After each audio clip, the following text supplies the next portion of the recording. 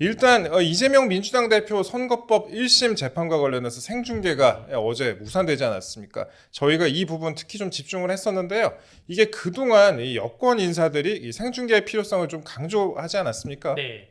사실 여기 생중계에 대해서 제가 이 뉴스 캐비넷 처음에 생중계 얘기를 할 때 전략적으로 좀 옳지 않은 것 같다. 생중계는 법조인의 시각에서 봤을 때는 전략적으로 옳지 않은 것 같다. 첫 번째로는 판사는 판결문에만 집중해야 되는데 가만히 있어도 판결문이 잘 나올 것 같은데 왜 판사에게 이러한 업무 과정을 시키냐, 이제 이런 시각이 전 하나가 있었는데요. 어쨌든 생중계를 하지 않는 이유를 말씀드리자면 재판부에서는 이재명 의원을 그 정도 급으로 안 보는 거예요. 그 정도 급으로 안 본다. 그냥 일반 피고인 아니냐. 지금 뭐 예를 들어서 당 대표라 하더라도 그 너네 당원들이 뽑은 거 아니야? 전 국민이 뽑은 거 아니잖아. 이거인 거고, 국회의원이라 하더라도 아니 그 지역구 그냥 주민들이 뽑은 거 아니야? 전 국민이 뽑은 거 아니잖아.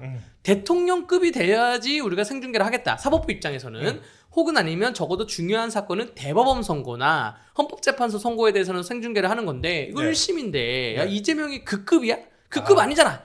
생각해보니까 좀 납득이 되는 것 같습니다. 요거 하나가 있고 두 번째가 이 재판이 2년 2개월을 끌어왔어요. 2년 2개월. 끌어온 이유는 이재명 측이 요구하는 거를 다 받아줬습니다. 다 받아줘서 이 생중계도 약간 받아준 다음에 결국 선고는 다르게 하지 않을까.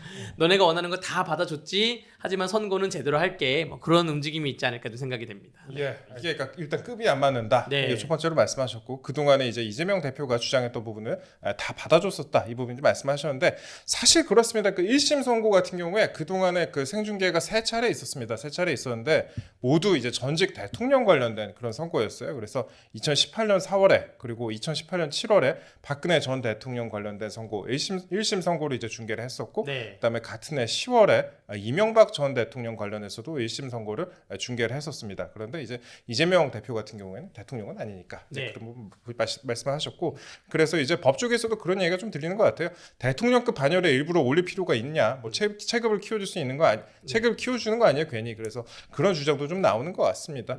그리고 법무부 사법부에서는 이거예요. 지금 생중계의 선이 대통령급인데 이 선이 무너지면 그리고 거의 대법원 선고인데 이 선이 무너지면 앞으로 그럼 일반 국회의원들 다 이렇게 생중계를 해야 되냐, 이런 좀 고민이 느슨해질 수가 있는 것이죠. 지금 해조 이렇게 되는 거예요. 국회의원들 지금 20명 정도가 공직선거법 기소해서 재판을 받을 것으로 보여지는 건데 이재명이 뭐가 특별하다고 해주냐, 약간 그런 시각이 작용한 것 같습니다. 아유, 개딸 무섭게 그런 소리 하세요. 법원이 일단 관련되는 법익들을 종합적으로 고려해서 판결 선고 촬영 중계 방송을 실시하지 않기로 했다, 이렇게 설명을 했습니다. 그래도 여러분들 걱정하지 마십시오. 저희가 내일 오후 저희가 생방송으로 그 재판을 중계해드릴 계획이 있으니까요.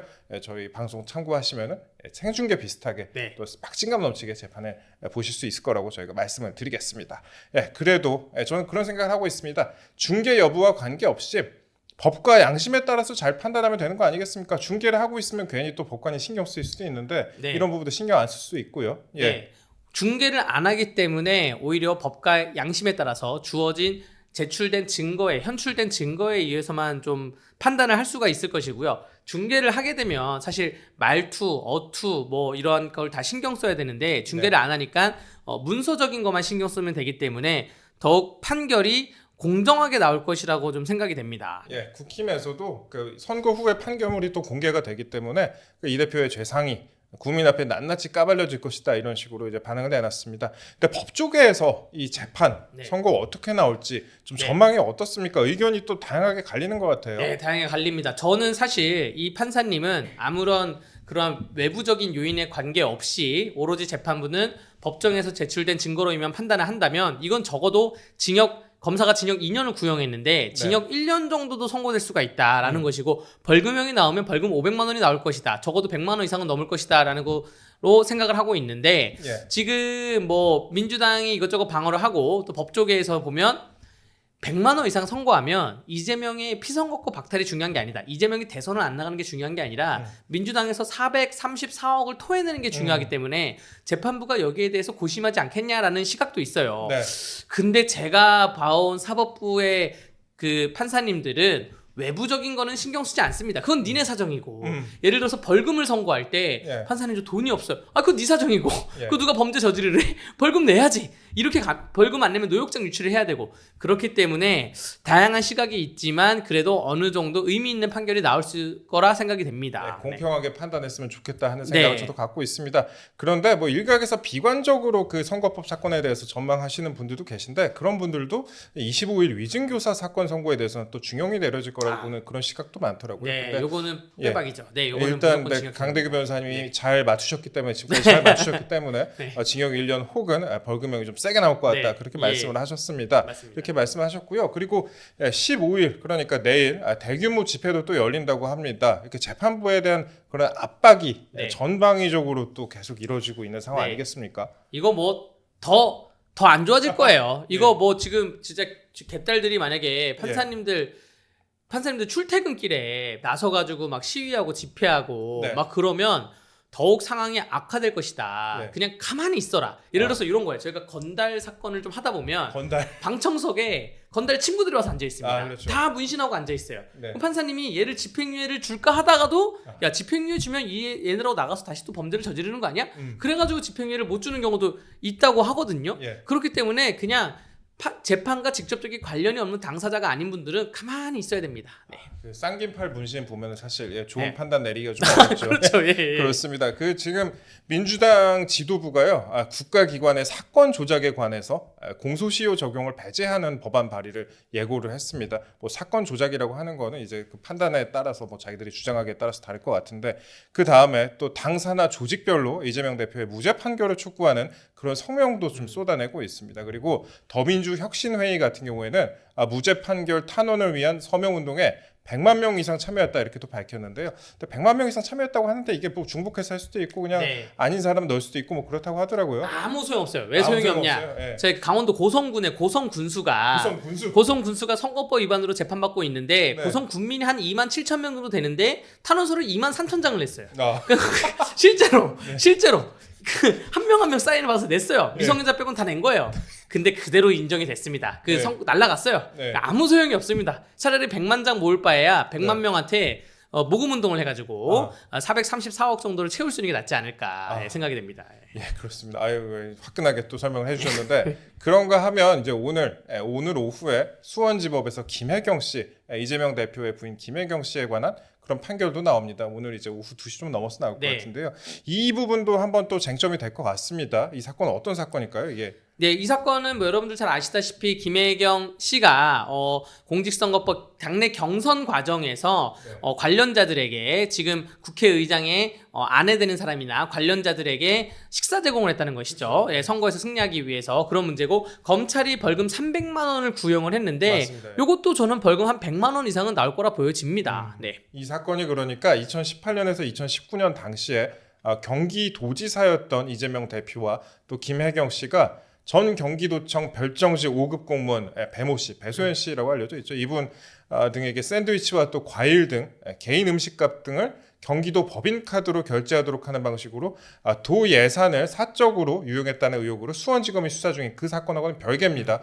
이 별개로 전현직 국회의원 배우자 3명 그리고 자신의 운전기사와 수행원 등에게 총 10만 4천 원 상당의 식사를 제공한 혐의를 받고 있는 겁니다. 근데 이게 10만 4천 원이라 그래갖고 혐의가 적다 이렇게 생각하시는 분도 있을 것 같은데 이 선거법 사건의 경우에는 5천 원짜리 밥만 얻어먹어도 이거 몇십 배 토내잖아요. 네. 다만 이제 현장에서 인정하고 반성하던가 예. 정말 몰랐다. 공직선거법을 침해할 그러할 고의성은 현저히 낮다. 죄송합니다. 다시는 안 그러겠습니다. 라고 하면 100만 원 이하 받을 수도 있는데 지금 이렇게 뻔뻔하게 부인하고 있다 보면 100만 원 이상이 나올 가능성이 높은 것이죠. 네, 그렇습니다. 일단 배소연 씨 같은 경우에는 2심까지 유죄가 나왔고 이제 상고를 하지 않았고 유죄가 확정이 된 상황입니다. 징역형이 확정이 됐고요. 그래서 변호사님께서는 이것도 유죄가 나올 것이다. 네. 일단 100만 원 보셨습니다. 네. 어떻게 나올지 저희가 좀 기대가 됩니다. 그리고 한 가지만 좀 더 간단하게 한번 다뤄볼게요. 이른바 성남 FC 사건. 이것도 이제 이재명 대표 관련된 사건인데 성남 FC 사건과 관련해서 재판부가 지난 11일에 그 검사를 퇴장시킨 게 이게 또 논란이 되지 않았습니까? 네.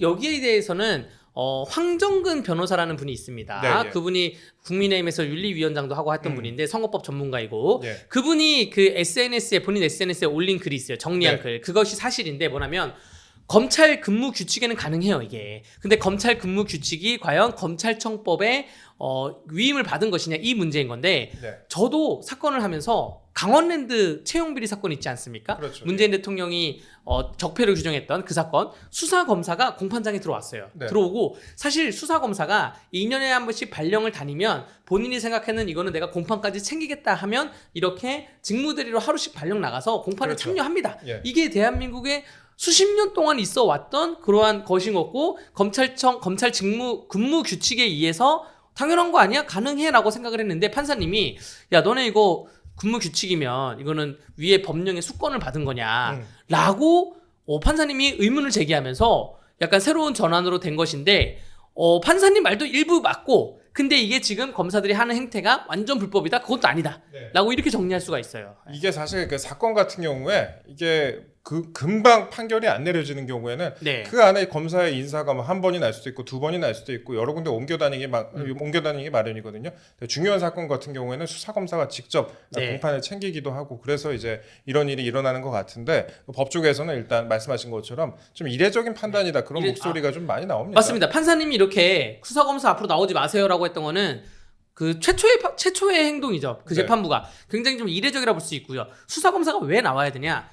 검사는 수사 검사가 있고 공판 검사가 있어요. 네. 이 공판 검사는 하루 종일 재판장에서 이재명뿐만 아니라 다른 사건도 다 하는 검사입니다. 그렇죠. 이분이 수사, 그러니까 진술 조서나 각종 조사, 그 증거 조사에 참여를 안 했던 분이기 때문에 현장 분위기나 이런 걸 모를 수가 있어요. 공판 검사가. 네. 그렇기 때문에 수사 검사가 나와가지고 증인 신문 같은 거를 직접 하는 것인데 판사님이 그거를 못하게 막았다는 거는 좀 이례적이라고 할 수가 있죠. 예전에 이제 강백신 검사 같은 경우에는 네. 통영까지 발령내놨고 네. 통영에서 그 다음에 중앙지법까지 왔다 갔다 하는 그런 네. 생활을 했었습니다. 참고로 이제 검찰이 이 퇴정 명령에 대해서 이의 신청을 했는데 재판부가 또 이를 곧바로 기각을 또 했다고 합니다. 네, 이런 상황인데요. 이 사건 역시 성남 FC 사건 역시 이제 앞으로도 또 많은 시간이 또 소요될 거예요. 네. 선고까지 많은 시간이 소요가 될 건데 이미 뭐 선거법에만 2년 2개월이 소요되는데 성남 FC도 또 오죽 많은 시간이 소요될까 그런 생각이 좀 드는데 앞으로도 저희가 이 부분을 좀 끝까지 한번 챙겨보는 시간 갖도록 하겠습니다.